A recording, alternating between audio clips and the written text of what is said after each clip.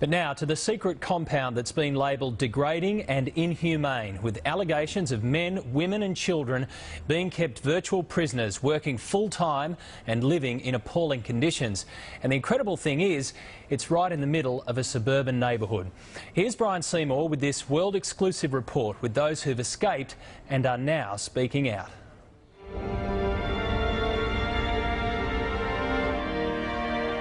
This is the Australian prison.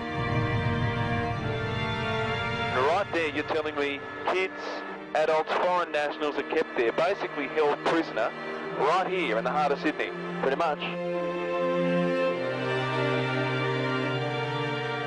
I lived in the garage for about a year and a half, maybe 2 years. G'day, it's Brian Seymour from Today Tonight at Channel 7, and a couple of guests. Thank you. That'd be great, thank you.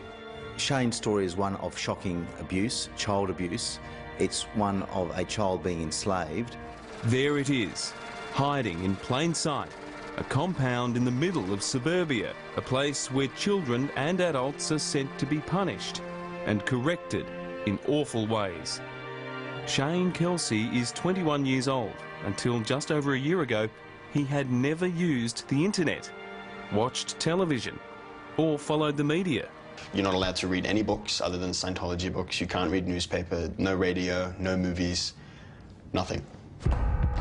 Shane says he was held captive and groomed to see all of us on the outside as pathetic, useless, stupid.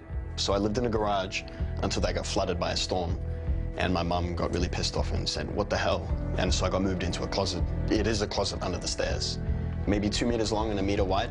This is the true Australian headquarters of the Church of Scientology. In the Sydney suburb of Dundas lies the RPF base. It stands for Rehabilitation Project Force. It's where Scientologists are sent for punishment and training for crimes that most of us would regard as trivial. They promised us someone would come and talk to us. That hasn't happened. I couldn't get through on the phone. More than 50 requests for interviews on camera have been flatly refused. The bottom line is they don't want people to know what's going on inside there. Those who've lived in there, like Shane, say it's like a gulag, a prison, and yet these are ordinary houses. This could be any suburb in Australia. People here would be horrified to know what has been going on in there for so many years and continues to this day. This is the story of how Shane Kelsey survived and escaped to reconnect with his father and the real world. Shane Kelsey's mother and father were dedicated Scientologists in Sydney, so they put their son Shane into its highest core at the age of 6. Little Shane moved into a tiny room with 11 other children, and so it began. By the age of 7... We'd go down the streets. I mean, we were... Well, there'd be like 8 of us, 10 of us, young as, and we'd just go pledge people to drug-free lives and things like that. How old were you when you did that? I first started doing that when I was 7. I signed my contract when I was 8 years old. And what was the contract for? It was the billion-year contract. Billion-year contract? Mm-hmm. And what does that mean? That means your service and you're volunteering or servicing the church for the next billion years. How often did you see your parents when you were in there? I saw them once a week. Shane's mother and father would soon separate, and his dad, Adrian, left Scientology and moved overseas. The work schedule for children in this hellhole was full-time, hard, and without reward. You were working 35 hours a week when you were 8 years old. How many hours a week did that grow by the time you were, say, 14? By the time I was 14, I was working in the kitchen. Every morning, a military muster required marching and saluting to the cause of saving mankind. We used to do marching, you know, close order drilling and things like that. What for? Were you preparing for battle? No, just because it was a form of discipline.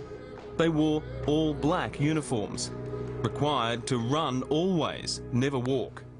So-called homeschooling was provided in fits and starts, taking a back seat to hard labour and brainwashing. As soon as you turn 15, anyone, you're straight out of school. Doesn't matter what grade you're in, what level of literacy, what level of maths, what level of anything, you're straight out.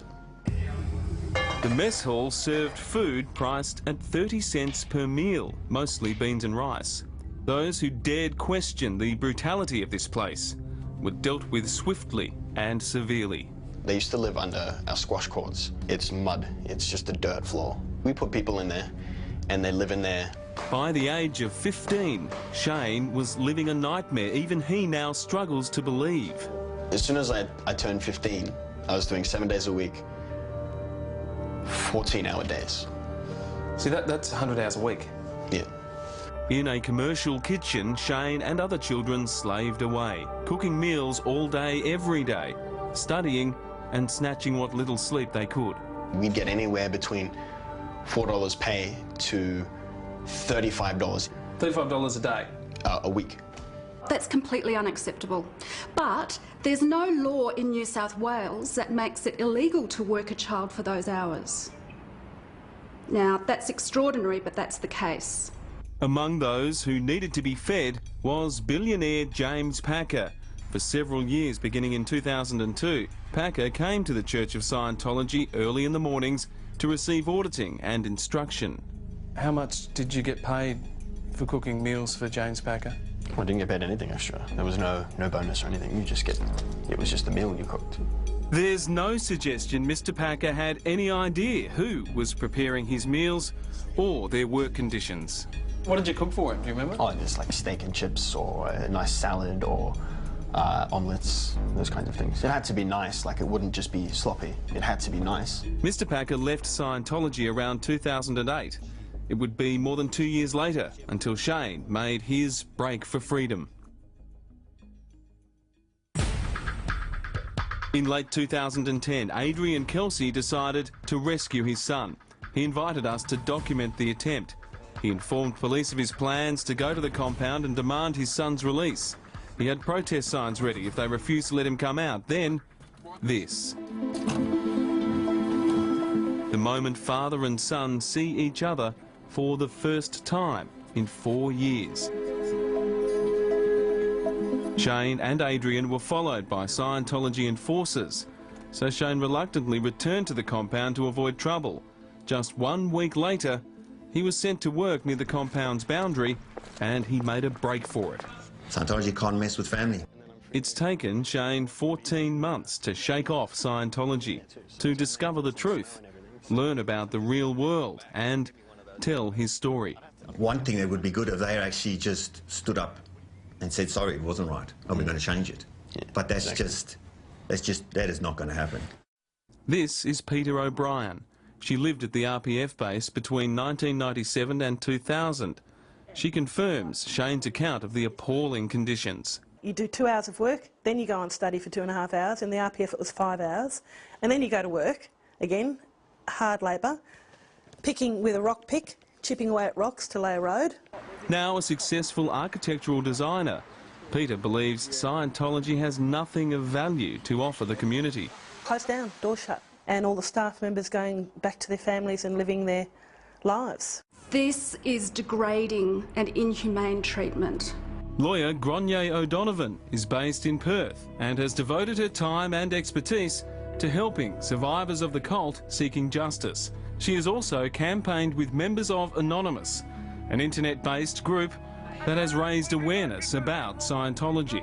Senator Nick Xenophon has championed a campaign to shed light on the darkness at the heart of this group. What makes things worse is that this organisation is effectively being subsidised by Australian taxpayers because it doesn't pay tax. Shane has his father back, yet his mother remains inside Scientology. Well, I hope my mum hears word of this and sums up the courage to actually find it and watch it and find out. Well, she'll have to leave, won't she? She will. Yeah. She will have to. No, she will have to escape. Leave won't be an option. They won't let She her will go. have to escape. The Church of Scientology refused to be interviewed for this story. In this written response, Scientology denies any mistreatment of its members. Anyone on the program is there because they want to be there. They are completely free to withdraw at any time during induction or later. When Shane left the church in late 2010, he simply got his bag and walked out the door.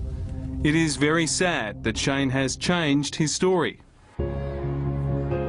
These celebrities used to advertise Scientology likely have little idea that people like Shane even exist. Now they do. I regained the son. I got him back. I got my dad.